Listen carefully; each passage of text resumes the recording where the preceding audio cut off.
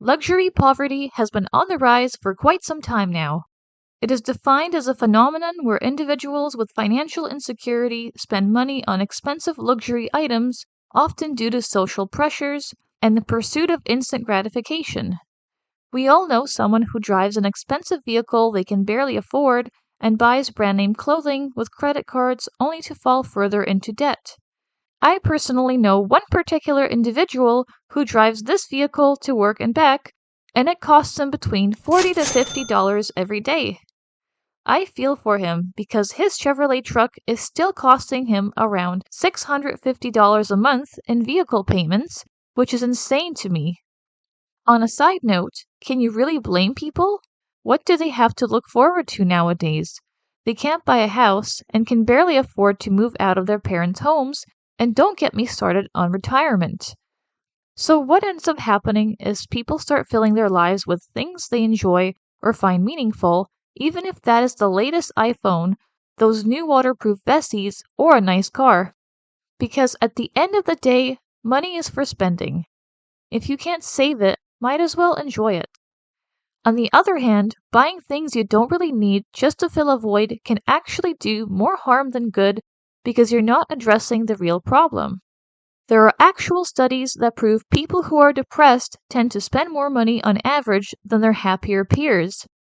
Unfortunately, it's a never-ending cycle because you end up getting more depressed because you're stressed out all the time while realizing you will never be able to catch a break from the rat race because you'll have to keep working.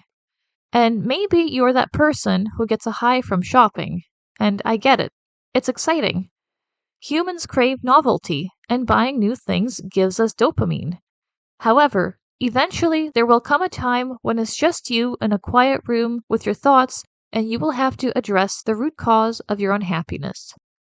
Myself, personally, I am a minimalist to a degree where I would overanalyze every potential purchase I make, however small, even if it's just a cup of coffee.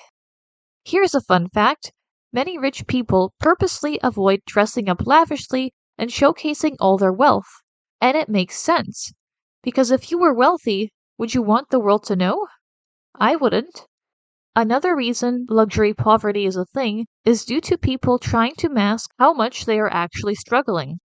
Your coworker might be making good money at his or her job, earning $100,000 a year, and still living paycheck to paycheck. The crazy thing is, you would never know, because that person always wears a Fitbit watch, owns a pair of Nikes, and drives a Tesla. More people live like this than you may be aware of. There is so much pressure from social media, like Instagram and TikTok, to always have something crazy going on in your life, and keeping up with the Joneses is becoming harder by the day. So what's the solution? One way we can take charge of our financial future is by leading a more frugal life, by cutting out things we don't need. Easier said than done, I know. It doesn't have to be overnight. You can start with something small, such as eating out less and preparing meals at home. Don't have the time? Buy something you can pressure cook or boil. My boyfriend and I own an Instant Pot, and it's a real time saver. You can make soups, chicken, and stews with it, or quickly soften veggies like potatoes and squash. Despite the rising cost of groceries, it is still a lot cheaper to cook at home. Another way to save money and ditch consumerism is by buying secondhand. Not everyone will be on board with this, but I have found some pretty amazing sweaters at my local thrift store that are selling at a quarter of the price. Sadly, many of these thrift stores are slowly increasing their prices, so be mindful of how much things cost. Shoes I would not recommend because they are harder to wash and aren't hygienic. If there's anything to take away from this video, it's that people aren't what they seem and are most likely struggling, same as you might be. Knowing this one fact alone can help take off the pressure of always trying to appear like you've got it all together. Maybe if we as a collective judged each other less by what we wear or own, things might look up for us. Always remember that you don't know if someone's having a bad day, so it's best to be kind. If you stuck around until the end of this video, then I applaud you. Thank you for watching. Hit the like button and subscribe for more content like this. I'll see you next time.